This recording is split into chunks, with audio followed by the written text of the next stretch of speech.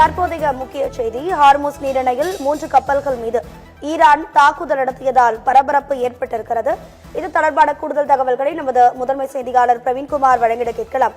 பிரவீன்குமார், வணக்கம். இந்த தாக்குதல் நடத்திய கப்பல் எந்த நாட்டினுடைய கப்பல்? இதனால் அடுத்த கட்ட நடவடிக்கைகள் என்னவாக இருக்கும்? உங்க விரிவான தகவல். வணக்கம். ஹோர்முஸ் நீரிணையில் பயணித்த 3 கப்பல்கள் மீது ஈரான் மிகப்பெரிய தாக்குதலை நடத்தியிருக்கிறார்கள். அது தாய்லாந்து கப்பல் உள்ளிட்ட 3 கப்பல்கள் மீது தாக்குதல் நடத்தப்பட்டிருக்கிறது. அதில் 23 பேர், தாய்லாந்து கப்பலிலிருந்து மட்டுமே 23 பேர் மீட்கப்பட்டிருப்பதாக கூறப்படுகிறது. தொடர்ந்து ஈரானை பொறுத்தவரையில் ஹோர்முஸ் நீரிணை வழியாக எந்த கப்பலும் பயணிக்க கூடாது என்பதும் அது முழுக்க எங்கள் கட்டுப்பாட்டுக்குள் கொண்டு வரப்பட்டது என்று தெரிவித்திருக்கிறார்கள். ஆனால் அமெரிக்கா இதற்கு தொடர்ந்து எதிர்ப்பு தெரிவித்து வருகிறார்கள்.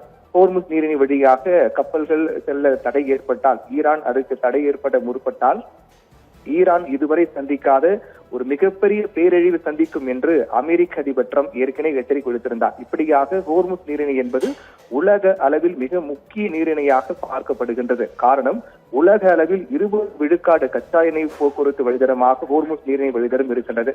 அப்படிப்பட்ட சூழ்நிலையில் அமெரிக்கா மற்றும் அதை சார்ந்த நாடுகளுக்கு கச்சா எண்ணெய் விநியோகம் தடைபட வேண்டும் என்ற நோக்கில் ஈரான் மிக முக்கிய நடவடிக்கை மேற்கொண்டு வருகிறார்கள்.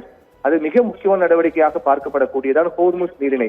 இந்த நீரிணை வழியாக எங்கள் அனுமதி இல்லாமல் எந்த கப்பல்களும் செல்லக்கூடாது என்று ஈரான் திட்டவட்டமாக அறிவித்து அதற்கான நடவடிக்கை மேற்கொண்டு வருகிறார்கள். அந்த வழியாக எந்த கப்பல்கள் வந்தாலும் அதை நாங்கள் தாக்கி அழிப்போம் என்று ஈரான் ஏற்கனவே எச்சரிக்கை விடுத்திருந்தார்கள்.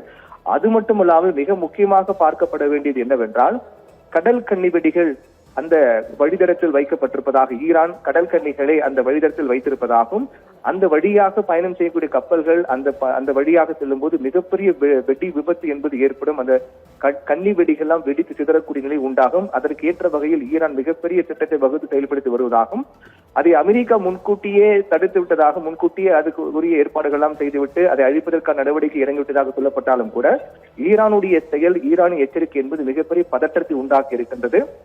அதையும் பொருட்படுத்தாமல் அந்த வழியாக சென்ற 3 கப்பல்கள் மீது ஈரான் தாக்குதல் நடத்தியிருக்கிறார்கள். அது தாய்லாந்து கப்பல் உள்ளிட்ட 3 கப்பல்கள் இடம்பெற்றிருக்கின்றன. இந்த தாக்குதல் 23 பேர் மீட்கப்பட்டிருப்பதாக தெரிய வருகிறது. தொடர்ந்து ஈரானை பொறுத்தவரை மிக உறுதியாக இருக்கிறார்கள். ஈரானை பொறுத்தவரையில் ஈரான் மீதான அமெரிக்கா மற்றும் இஸ்ரேலுடைய போர் என்பது 12 நாட்களாக தொடர்ந்து வரக்கூடிய சூழ்நிலையில் மிகப்பெரிய அளவில் உலக அளவில் பொருளாதார ரீதியாக மிகப்பெரிய பாதிப்பு ஏற்படுத்தக்கூடிய நிலை உருவாகி இருக்கின்றது.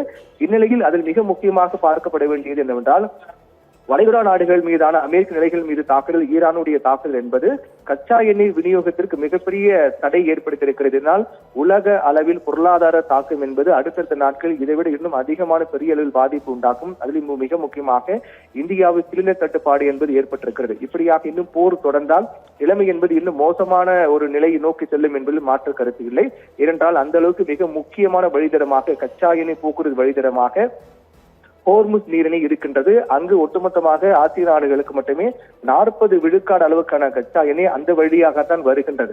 அதை தற்போது ஈரான் எடுத்துக்கொண்டு தங்கள் கட்டுப்பாடு வைத்துக் கொண்டு அந்த வழியாக எந்த கப்பலும் செல்லக்கூடாது என்று முட்டுக்கட்டை போடுவதால் உலக அளவில் மிகப்பெரிய பொருளாதார தாக்கம் ஏற்படுவதற்கான வழிவகை ஏற்படுத்தி கொடுத்திருக்கிறது.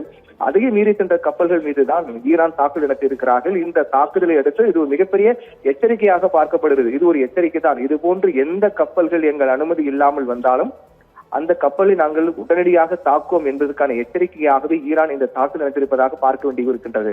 ராதிகா.